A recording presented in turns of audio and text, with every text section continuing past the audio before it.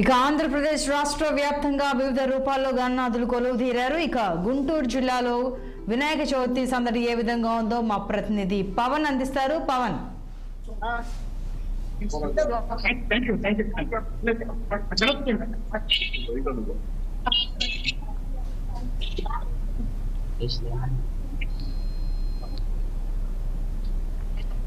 చెప్పండి. పవన్, గుంటూరు జిల్లా వ్యాప్తంగా ఏ రూపాయల గణనాథులు కొలువు తీరారు, వినాయక చవితిని ఏ విధంగా జరుపుకుంటున్నారు అంతా?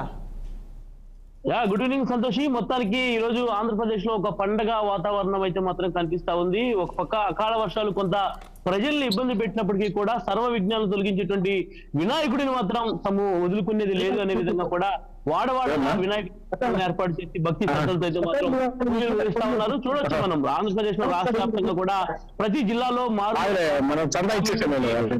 వార్డు స్థాయి వరకు కూడా ప్రతి ఒక్క చోట కూడా వినాయకుడి విగ్రహాలను ఏర్పాటు చేశారు. అత్యంత వైభవంగా కూడా స్వామివారికి ఆ ప్రత్యేక అలంకరణలు కూడా చేసి ఈ రోజు పూజలు నిర్వహించడం జరిగింది. మనం ముఖ్యంగా చూసుకున్నట్టయితే గుంటూరు నగరం మాత్రం గుంటూరు జిల్లా వ్యాప్తంగా కూడా ఉన్నటువంటి 17 నియోజకవర్గాల్లో నుంచి కూడా పెద్ద మొత్తంలో కూడా ప్రతి విగ్రహాలను వివిధ అలంకారంలో కూడా విఘ్నేశ్వర స్వామి విగ్రహాలను ఏర్పాటు చేసినటువంటి దృశ్యాలు కూడా ప్రస్తుతం మనకి కనిపిస్తా ఉన్నాయి. ప్రస్తుతం మనం గుంటూరు నగరంలో ఉన్నటువంటి ఆరగ్రహారంలో ఉన్నాం. ఆరగ్రహారంలో చూడొచ్చు మనం పెద్ద మొత్తంలో కూడా స్వామి 15 అడుగుల విగ్రహం అత్యంత వైభవంగా కూడా పండుగగా ఇక్కడ తిలకిస్తున్నటువంటి దృశ్యం కూడా ప్రస్తుతం మనకి ప్రత్యక్షంగా చూస్తా ఉన్నాం. దాదాపుగా 14 సంవత్సరాల నుంచి కూడా ఈ యొక్క విగ్రహాన్ని ఇక్కడ ఏర్పాటు చేస్తా ఉన్నారు గణేష్ ఉత్సవ కమిటీ ఆధ్వర్యంలో.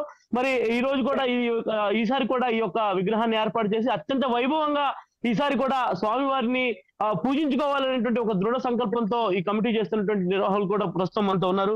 ఎలా అనిపిస్తా ఉంటుంది అంటే చూడొచ్చు, మనం చూస్తా ఉంటాం. ఎలా అనిపిస్తుంది ఈ సంవత్సరం? ముందుగా రెండు రాష్ట్రాలు, తెలుగు రాష్ట్రాలు వినాయక చవితి శుభాకాంక్షలు అండి. గుంటూరు నగరంలోని రామనామ క్షేత్రం ఆరగ్రహారం 5వ లైన్ నందు శ్రీ వినాయక ఉత్సవ కమిటీ వారు నిర్వహించిన మహాగణనాథుని 17 అడుగులు మొదటి రోజు శుభప్రదంగా ప్రారంభమయ్యాయి. ఈ విధంగా స్వామివారికి దివ్య ప్రసాదాలు, ప్రత్యేక పూజలు నిర్వహించబడ్డాయి. 14 సంవత్సరాల నుండి 15వ సంవత్సరంలో అడుగు వైభవంగా ఘనంగా జరుపుతున్నారు.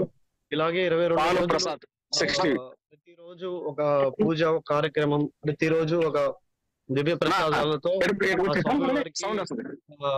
చాలా ఘనంగా జరుపుకుంటారు. మొన్న జరిగిన సంఘటన చాలా బాధాకరమైన విషయం. విజయవాడలో జరిగిన ఇలా అకాల వర్షాల కారణంగా ఈ రోజు దాని గురించి కూడా ప్రత్యేక పూజలు జరిపాము. ఇది త్వరగా కోరుకోవాలి. ఆ స్వామివారి ఆశీస్సులు యావత్ ప్రజలందరికీ ఉండాలి. ఈ రైతులందరూ బాగుండాలి. అదే విధంగా విజయవాడలో జరిగిన సంఘటన త్వరగా కోలుకొని మళ్ళీ యథావిధిగా భక్తి శ్రద్ధలతో పూజలు జరుపుతున్నాం కాబట్టి అందరూ క్షేమంగా ఉండాలని ప్రార్థిస్తున్నాం.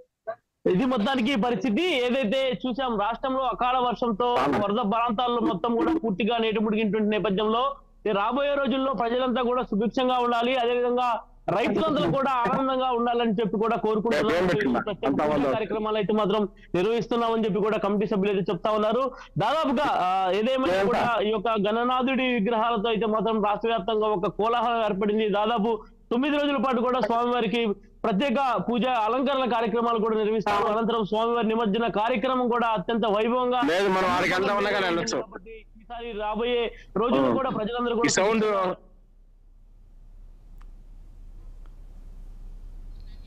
Right Pawan, thank you.